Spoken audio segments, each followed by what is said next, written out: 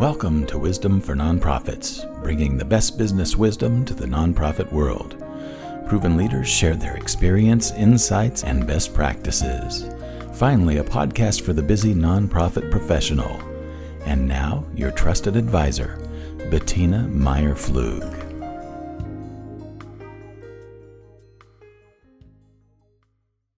Today, we're thrilled to have here Yerachmiel Stern. I call him Richard. It's much easier. The Executive Director of Pesach Tikvah, with a decade of experience directing mental health service and leading nonprofit teams.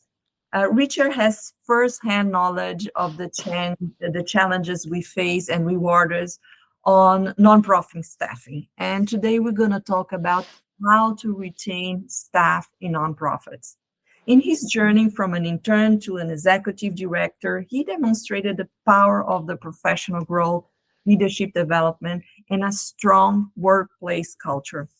Richard's insight into nonprofit workforce retention come from both research and real-world experience in building engaging and effective team. So Richard, thank you so much for taking the time to be with us. I know you're in New York, I'm here in Australia, but we want to bring for nonprofit professionals as much as we can to empower them to lead teams to be a successful nonprofit. And I was very impressed seeing on your website that you have already 6 facilities and 40 satellite locations in your nonprofit. Can you tell me more a little bit about your nonprofit and what do you do? Yeah, so we're a very long-standing non-for-profit organization. We've been around in nonprofit capacity for like 40 plus years actually. And these locations have evolved organically.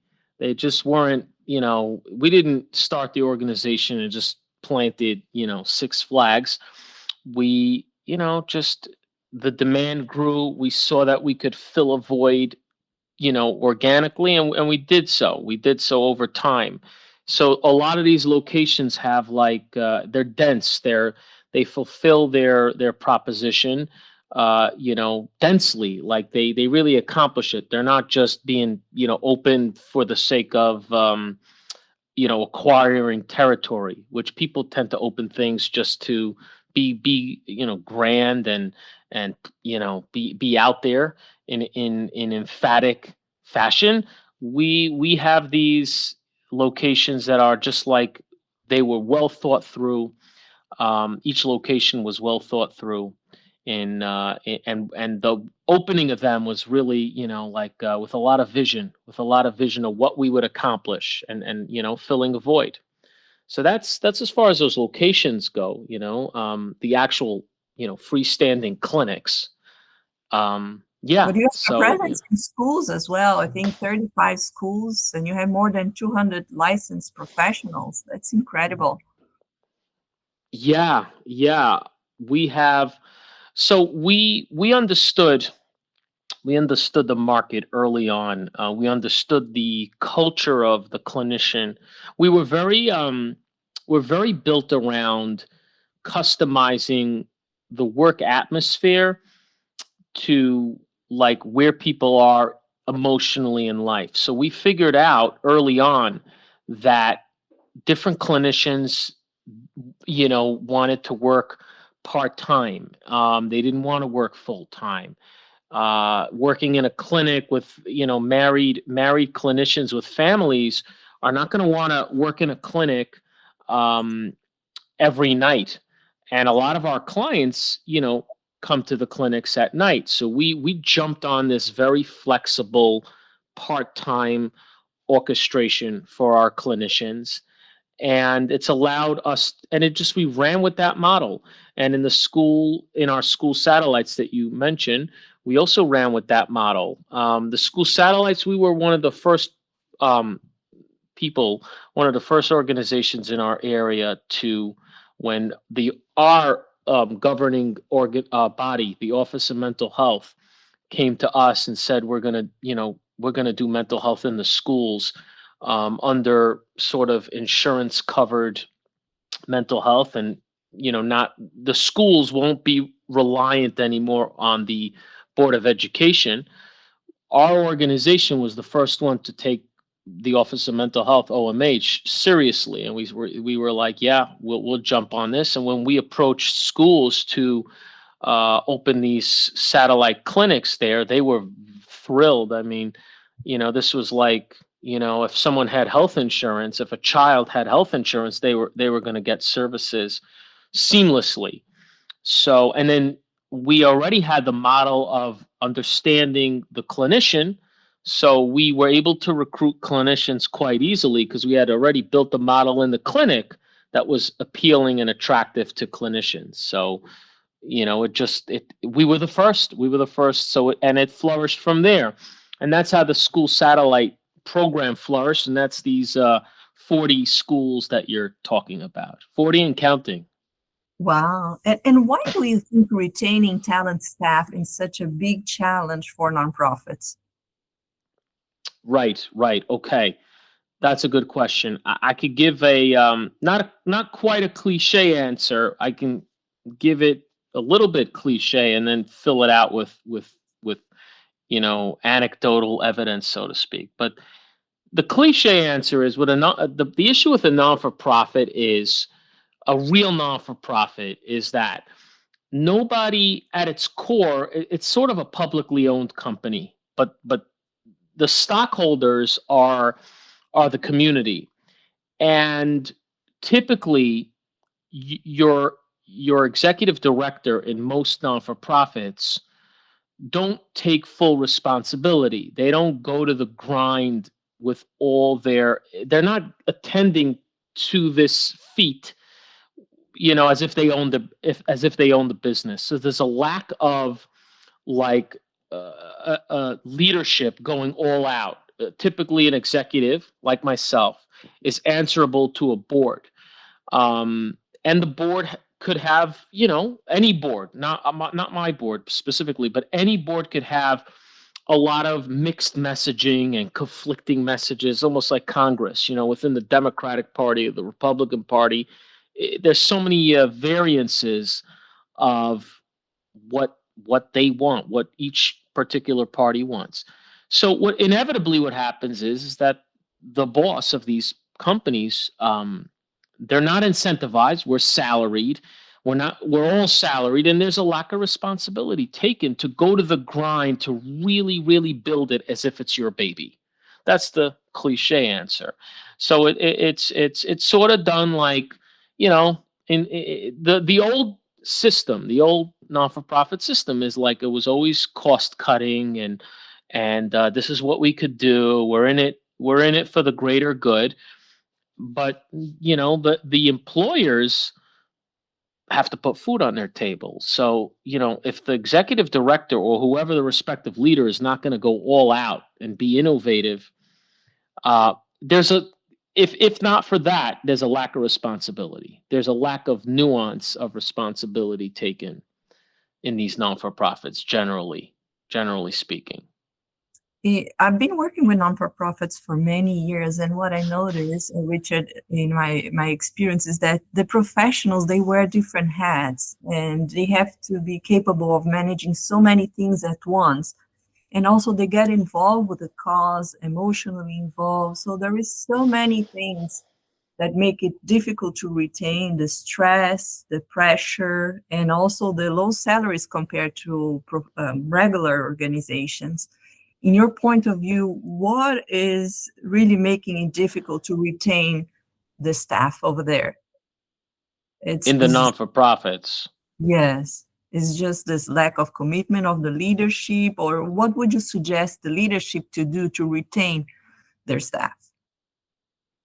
Leadership and non-for-profit, that we were talking about it before we went live, so I'll allude to that. What leadership could do is you have to be it's an anticlimactic answer. There's no magic answer, but I'll try to make it as crisp as I could. What leadership has to do is leadership has to be very attuned to the modern day work needs. And when you meet an employee, a potential employee, you have to seek to build a hospitality around that employee.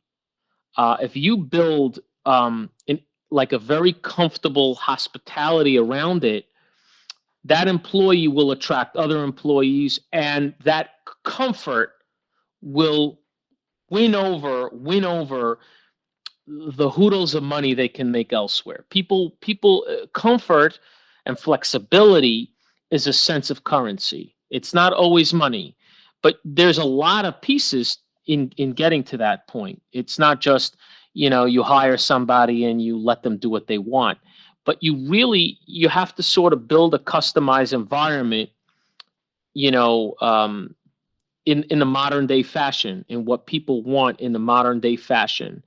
Once you build that, you don't have to build it per employee. You can have not one size fits all, but you can have certain configurations for certain kinds of employees. They tell their friends this is a great place to work. And from there, that's how you get people from the outside in. Once you're on the inside, you have to team build. Now, team build is not as cliche as it sounds. There's multi layers to an organization, and you have to team build in a very earnest, organic way. You can't just do these um, miss the boat, one size fits all events. Those miss the boat. People come to these things and they're rolling their eyes. You really have to be attuned to what people like and sort of break people into cohorts to attend these, very attractive team building events. Um, and then you make multiple events with slightly different cohorts. So everybody is sort of crossbreeding as they go. And as they go, people get to know other parties. You never want to have just the same homogeneous parties of people. You always want to, like, Diversity. have, Yeah. yeah, you want to diversify the parties and diversify the events, and you want to make every event engaging. You want to always find a way to relate on a personal level, like zone in on different employees at different times. There's a way that top leadership can zone in on every tier of employee. If every employee feels, I know the boss, I know, I like the culture. They don't only feel the trickle down from the boss, but they know, they actually feel like they know the boss because the boss finds a way to relate to them through these events, through recruiting. This is what builds the glue to for people to want to work in such an environment and want to actually stay in such an environment. I love what you said about your therapists, how you were flexible, understanding their need. Can you go a little bit deeper on that? So you notice you have a lot of females that doesn't want to work late at night, not every day of the week because they want to be at home. How did you figure that out and adjusted the working model to your nonprofit? So what we've done is we're unconventional when it comes to, not to get too, I'll get a little technical, but I'll make sure you understand where I'm going with it. So, you know, there's if I'm running a non-for-profit, you know, I can hire somebody and I can ask them to give 3 evenings away, and try to sell that plausibly. But someone who's married with young children at home, really, and that would be an efficient way for me to do it, because if every employee has supervision, clinical supervision, right? So I have one employee doing 3 nights. That's one supervisor for one employee 3 nights a week. That's pretty business efficient. But I'm going to miss out on a crop of therapists who are like, I can't do that. So what I'll do is I will be crafty with them. Look, you need to give me 2 nights, one night. And like this, I'm getting a much better crop of clinician. And the clinician is invested in saying, look, I need to be home with my kids and I need to put them to bed. But for my career and to cultivate my career, I'll give away one night.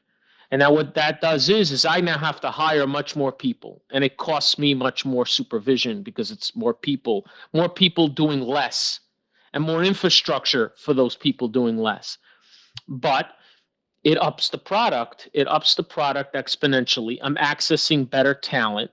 Yes, on a spreadsheet it doesn't make sense. It's maybe inefficient. You're eating into a profit margin, but you're understanding the needs of the employment, and you as a boss are understanding that you're accessing a better crop of talent because you're attuned to the culture you're trying to employ. That's a key thing. You have to know your culture that you're employing. But everyone's like, oh, you got to be culturally competent to the clients. You got to be equally as culturally competent to the employers and know their nuances of culture and their needs. It's not the client's needs are great. Everyone knows we need to be attuned. It's obvious.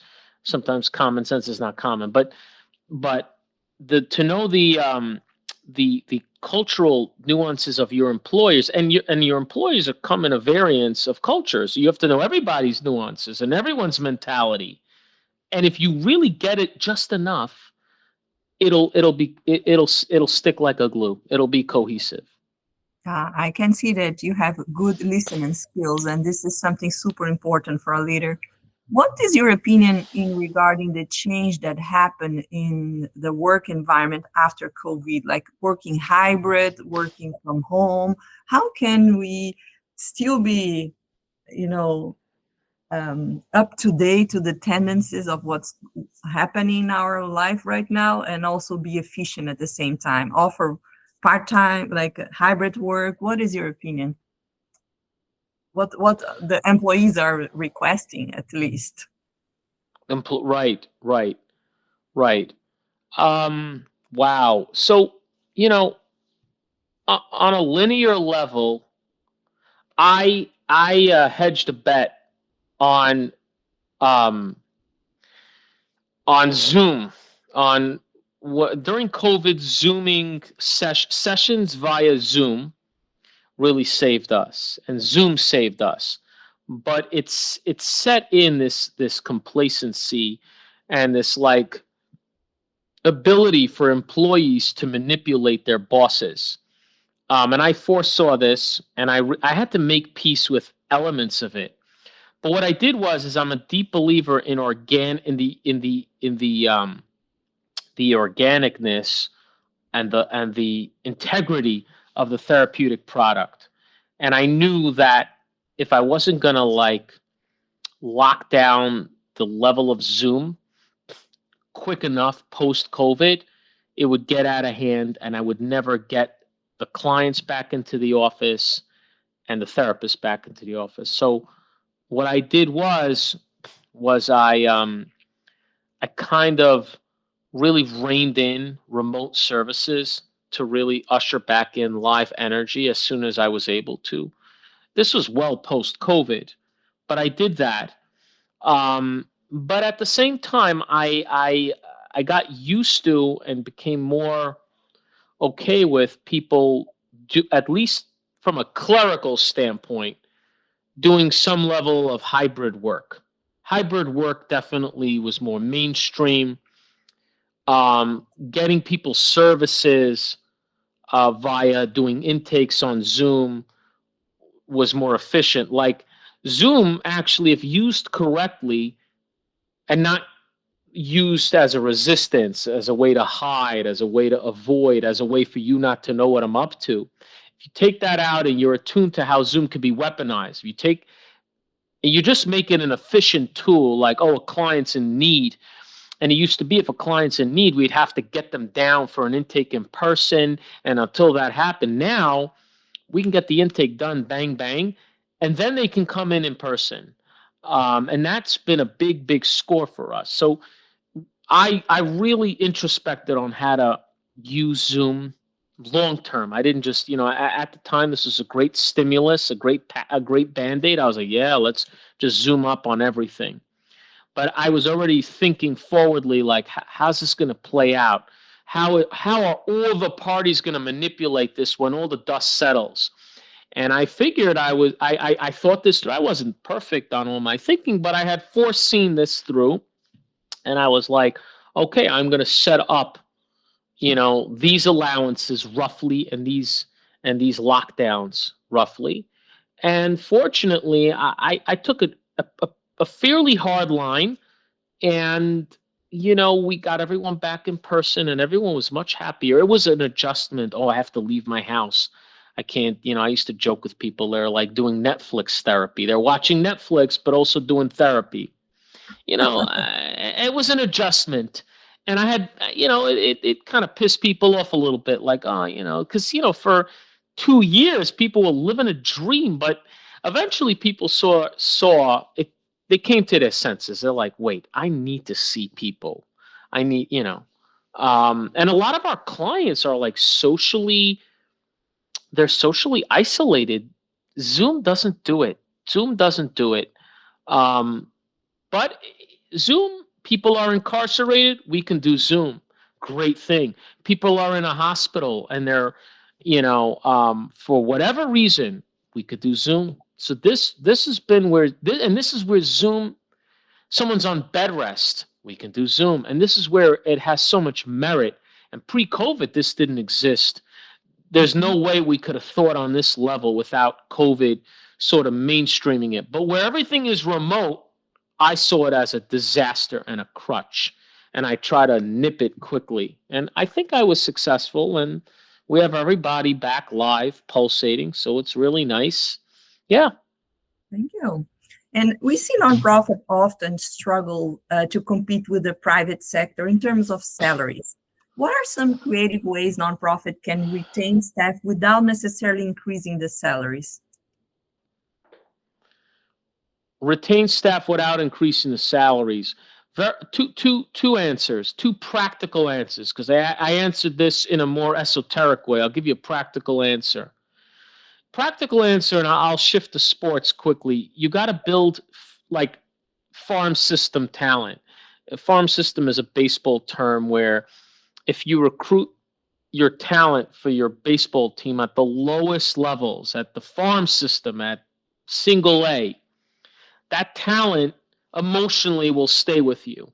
Non-for-profits, they're your best bet in non-for-profits where I've been most successful is taking the youngest people who are essentially a blank canvas, and you bring them in and you teach them how to be adults, how to be adults, emotional adults in the workforce.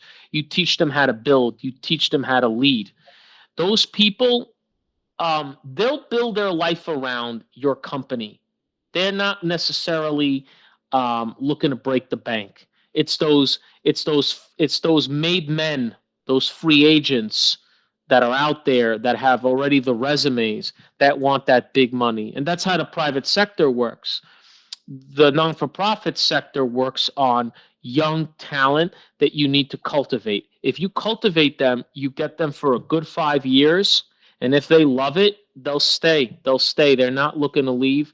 They've already built their life for it. It's like learning a language. Once you know the language, you're not like, oh, maybe if I knew a different language, I'd make more money. Well, my mother tongue is this language. I'm here. And that's how you keep talent. That's one way you keep talent, building it literally from the ground up, building people from the ground up. That's a great idea. Yeah, I feel that's correct. And how can nonprofit leaders ensure their staff feel valued and appreciated? Do you do anything? You mentioned about the team building. What else do you do to appreciate your staff? One thing that's it's not controversial, but when I started doing this, and you got to toe a line with this. When I started doing this, people were like, how do you know, who to give an award to? But you want to be able to make different evenings devoted to giving adulation to employers, all levels of employers.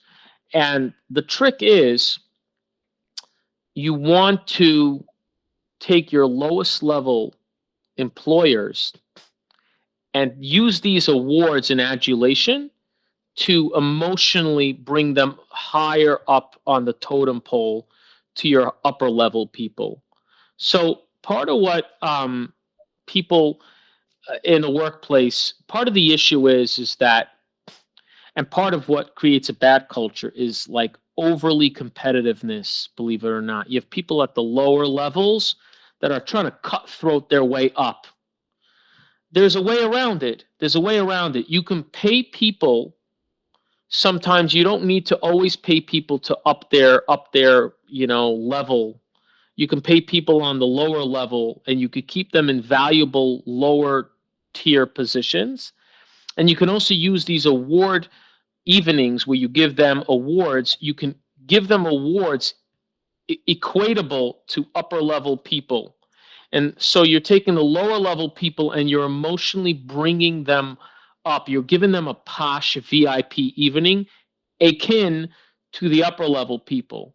And all of a sudden they're like, wait a second, I enjoy being a civilian on my level because I get the perks and I get the mingling with the upper level. And many companies don't let, it's like almost you go to a sporting event and, like let's say the security guards go to the topmost seats where people paid nothing to sit there.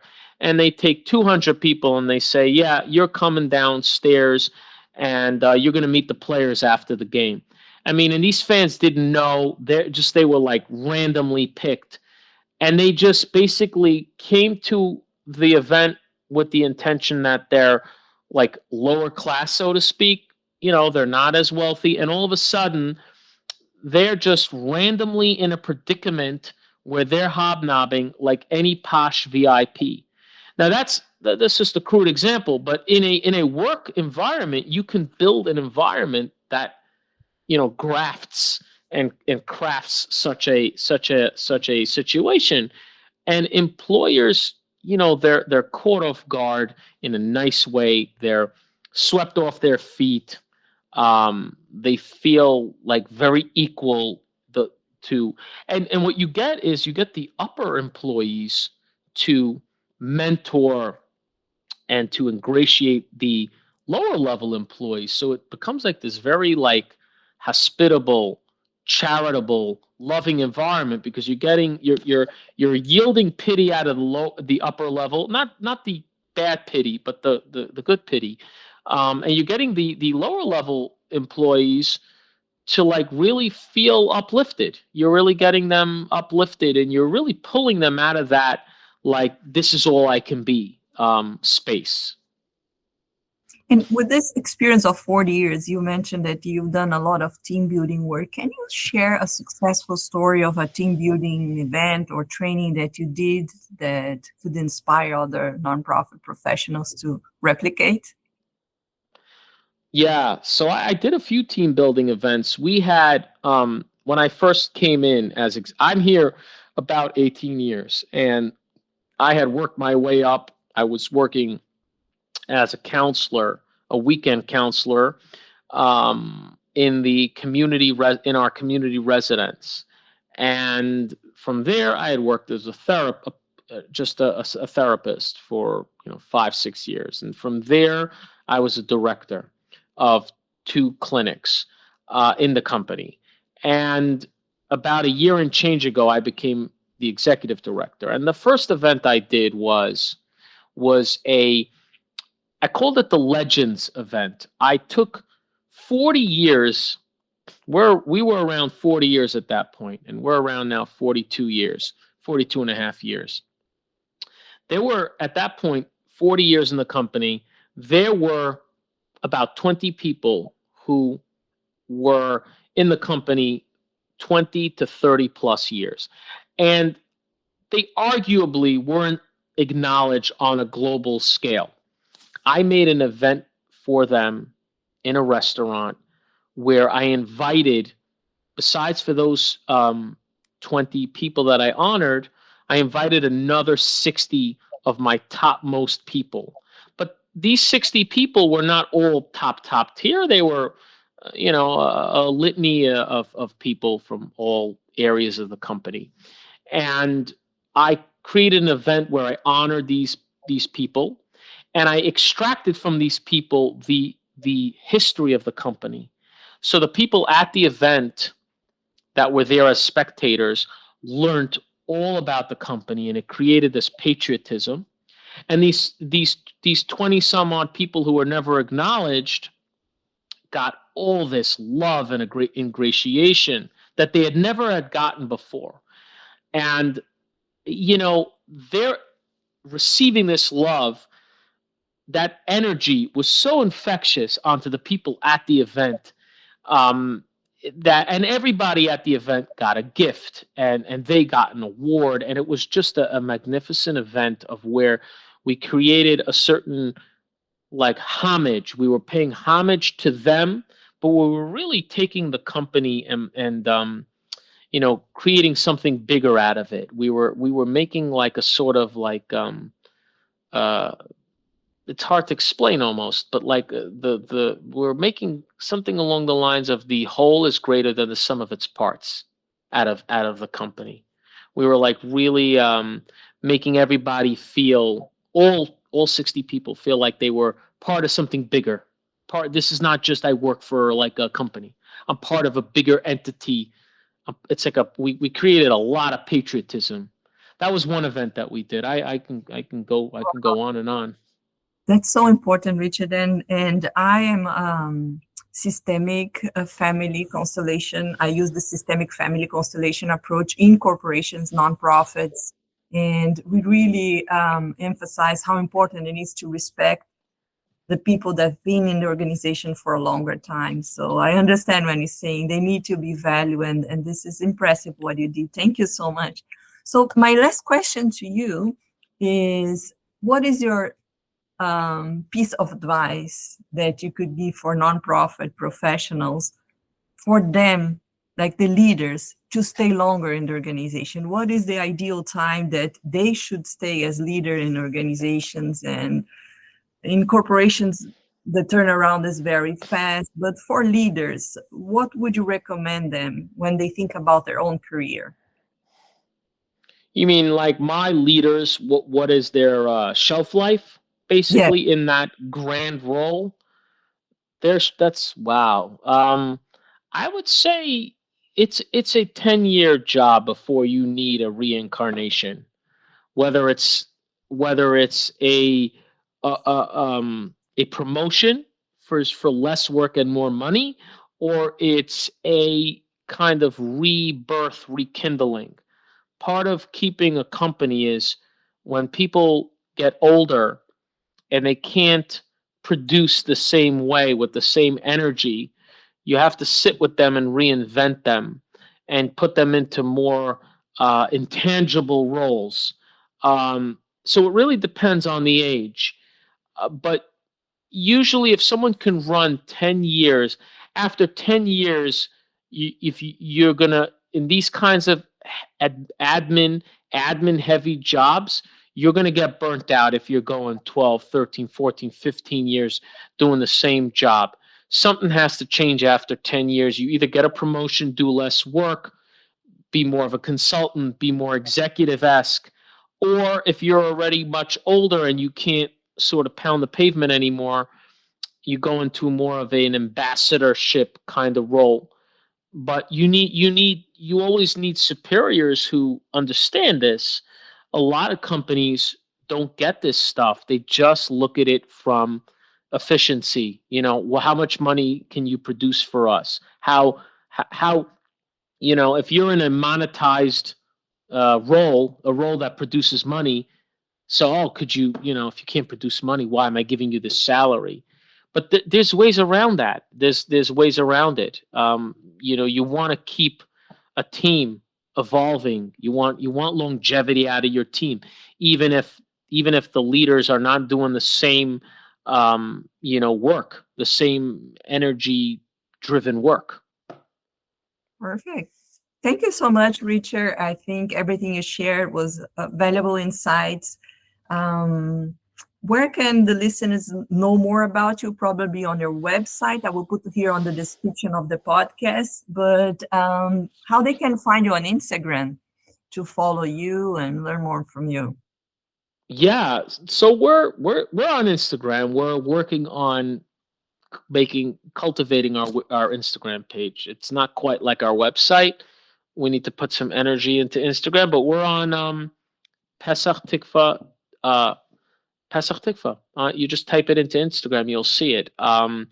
It's PESACH and that'll pop up. You'll see our ads. And we're working on getting our Instagram page to be much more interactive, similar to our website. Our website is coming along, I think, much better. We had been working on that for years and finally brought it up to a nice plateau. So that and some of the podcasts I've done are a lot of them should be uploaded on our website. The links so you can link to them. Yes, I will put on the description of the podcast. And if you found today's episode was helpful for you, don't forget to subscribe, share, and leave a review. I work as a coach for nonprofit professionals. If you want to book a time with me, just go to my website. It's wity.tech, WITY.tech, and I'll be happy to help you. Thank you so much. Thank you.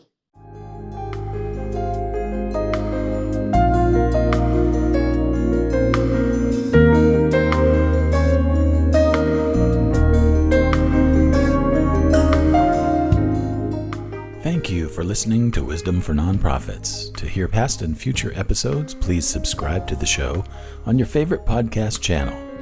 We appreciate your reviews and suggestions for future show topics. If you have a question or a suggestion, please write to us at podcast@wity.tech. More resources are available for you at our website, wity.tech. And please join us in the Wisdom for Nonprofits group on LinkedIn. Wisdom for Nonprofits is copyright 2019 by Bettina Meyer-Flug and WITY.tech. All rights reserved.